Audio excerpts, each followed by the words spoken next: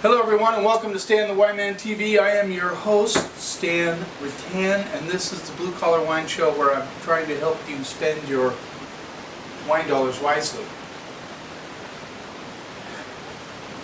First, I haven't shot a video since before Halloween, so I just wanted to mention, I don't know if I mentioned it, not sure if I did or not, but my prediction about the Giants winning in 7 was right on. Like I said, I'd rather have the Mariners there, but if the Mariners aren't there, I'm with the Giants. Seahawks won again, which is great. It's actually closer than I thought it was going to be, but you know, you can't cancel out any team playing your team or the Super Bowl champions because, you know, they're just after them. And you know, the Raiders have been playing good the last 3 weeks. I anticipate they will win a game soon. I doubt if it's going to be against the Broncos. I think that's who they play next. Anyway, we're going to look at Argentina, and we're going to kind of go two different directions on this one. Oh, I can't. It's been a while since Minx has been in one of my episodes. There she is. So we're going to look at Argentina. First of all, I've kind of been on this thing about Malbec because you know, as you've heard me say many times, there's a lot of inexpensive Malbec out there. I know that as a consumer you love that. You know, $10 Malbecs, but you know what happens, like Yellowtail Shiraz or Lindemann Shiraz or some of these other wines from Australia, you kind of get tired of it. You kind of like, is this all they have to offer? Well, they have a lot to offer other than $10, $11, $12 Malbec. There's some really nice Malbec out there that goes for a little bit more money. So we have a $28 Malbec here today. And another wine, we're going to do a little experimenting. How many of you have tried a Torrontes from Argentina? Torrontes is the second largest planted, is that how you'd say that? Of all white grapes, it's the second most planted to Pedro Jimenez, not to be confused with Pedro Ximenez from Spain. Different grapes. I haven't tried one of those yet, so I'm curious about that. They probably used it as a blending grape, but anyway, that being said, Argentina has a lot to offer in the higher priced category. Now, I tasted a $200 Malbec the other day. You know, I don't think there's a Malbec out there for $200. That's just me. There's not. I even joked with the guys. I said, "Do you think I could put this in a lockbox and actually sell it?" You know, I seriously doubt it. There might be somebody out there because, you know, Paul Hobbs has a play in it. They might be willing to go there, but I'm not going to take that chance of doing that. So let's get started. So this is Colome 2013 Torrontes, and it's from the Valley Calchaquia, Salta, Argentina. Sorry about that. I butchered that one. Yeah. So Torrontes is one of the main grapes, white grapes you'll see out of Argentina. And I don't know how many of you have tried it, but it really is a nice varietal. I've had several of them. Some, you know, can get a little bit heavy. I always say like a Vaseline viscosity. And you know, that might be off-putting to someone if it's the first time they've tried it. But mostly they remind me of a Viognier on steroids. If you haven't tried a Viognier, I don't know where else to go with that one. The Viognier is starting to take off. A lot of people are getting involved in Viognier. This one goes at $15, and it's from the region of Salta. And you know, I don't know how many of you pay attention to regions in certain areas. I know well, a lot of you say, well, I like Napa Cab, or I like Cab from Red Mountain, Washington, or Walla Walla, those are big ones. So those are regions, those are appellations. This comes from Salta. Now most of the vineyards in Argentina are up against the Andes, so they're a little bit west of Argentina. On the Andes, which, you know, are the mountains between Chile and Argentina. Well, the appellations run all the way down Argentina, and Salta is way up north. And this particular winery, Colome, is one of the highest elevation wineries in if not the highest, in Argentina. And their vineyards are at 9,800 feet, or 3,000 meters. I did the little conversion there. 9,800 feet. That is way the hell up there. So what that does is, a lot of Argentina gets a lot of hot weather. Well, when they're up in that appellation, that elevation, they tend to get a little bit more moderate climate. They have a longer ripening season, so they get more balanced fruit. Versus some of the lower areas where they get a lot more intense heat. It gets over 100 degrees down there. So Torrontes is a very floral style grape. So you get a lot of floral notes. Let's see what we get on the nose. Yeah, so immediately I get like melon, banana. A little honey coming through. Now you notice my glass is a little bit cooler. I'd like to ask you a question, and at the end of the video we'll answer that. Do you remember why I drink my wine, my white wines, or review them at a little cooler temperature? Not ice cold, but cooler than room temperature, maybe just a little bit cooler than room temperature. Do you remember why I do that? See if you can answer that question before I give you the answer. I get a little peach skin coming through.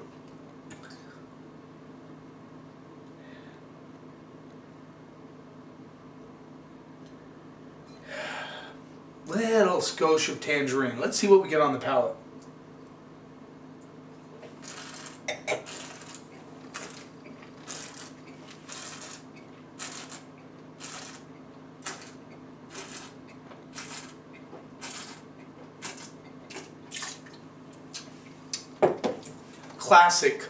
Classic Torrontes.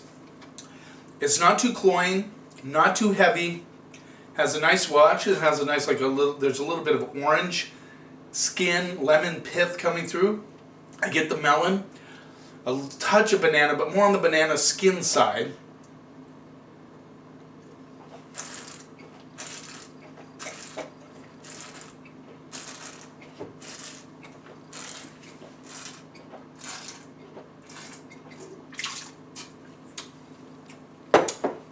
Get a lot of tangerine, orange notes coming through, but there's a lot of like pith characters coming through, the pulp of the fruit coming through.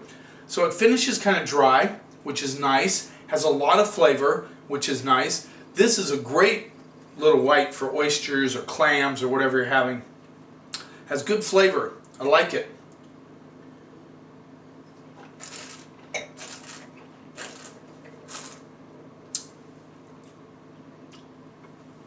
Now this would be one of those Torrontes that I say, okay, if you want to try your first Torrontes, why don't you go to Colome, because it doesn't get as heavy. It's nice and dry. It's got good flavors.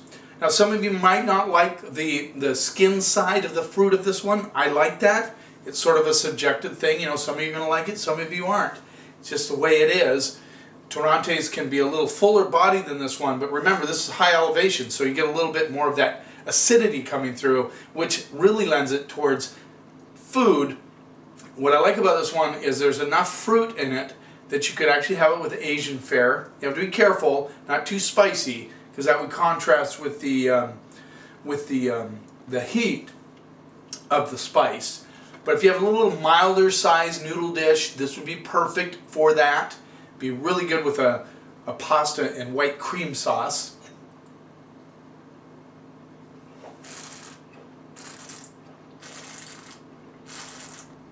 I really like that tangerine, mandarin orange sort of mid-palate with a little side of peach on that. Really like that.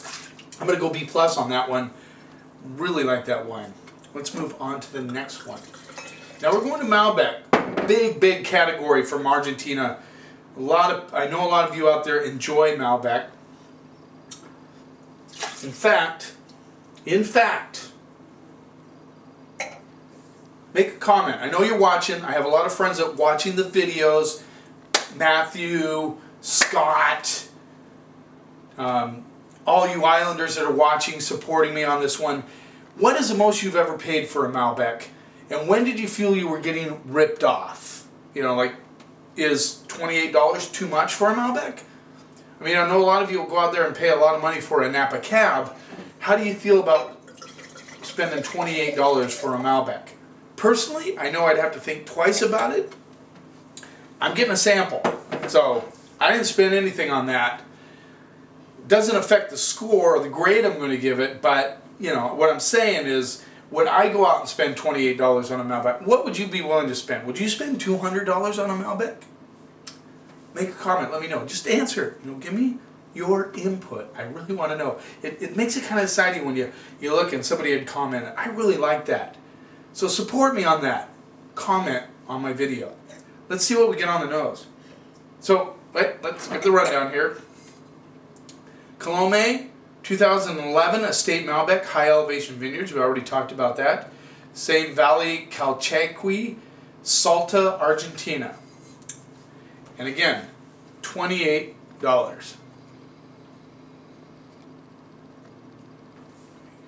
Picture of that.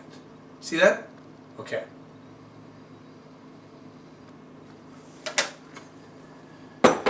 Let's see what we get on the nose. Wow, right off the bat, really cool cinnamon notes. I mean, like cinnamon Imperials. A lot of tobacco. Really intense on the nose. Getting a little blue fruit coming through, a little red cherry.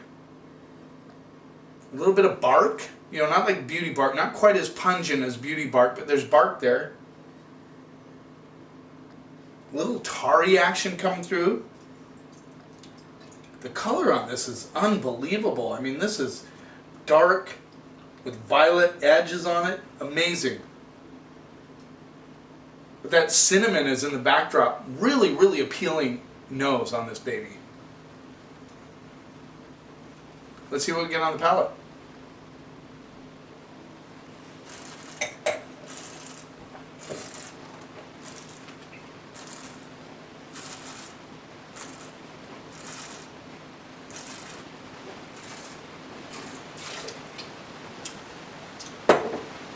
A lot of barbecue spice on this one. Almost like meaty on the palate. There's an incredible like intensity on this one. The bark is coming through, the tobacco's coming through, the cherries are coming through.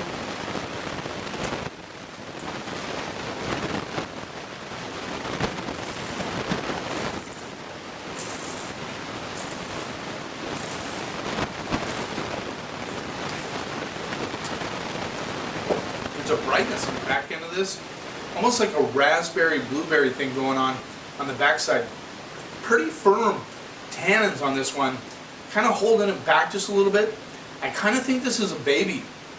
It's an 11, so it's 3 years old. I'm thinking this needs some time to mature. I would say in another 4 to 5 years, probably will flesh out really nicely. That acidity will blend with the fruit. Even right now though, this is a really good like stew wine or roast beef. You know, nothing wimpy with this baby. It's got some strength. It's a little tight right now, but it definitely has a lot going on.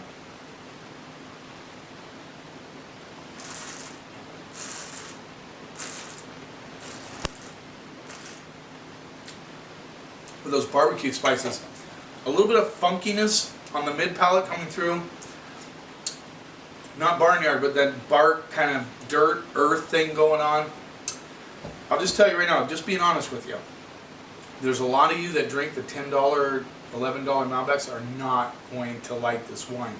This borderline's kind of old world, even though Argentina is not old world, it has a lot of those old world qualities, a lot of earth, a lot of bark, a lot of tobacco. It has a fruit, good acidity. This has good structure.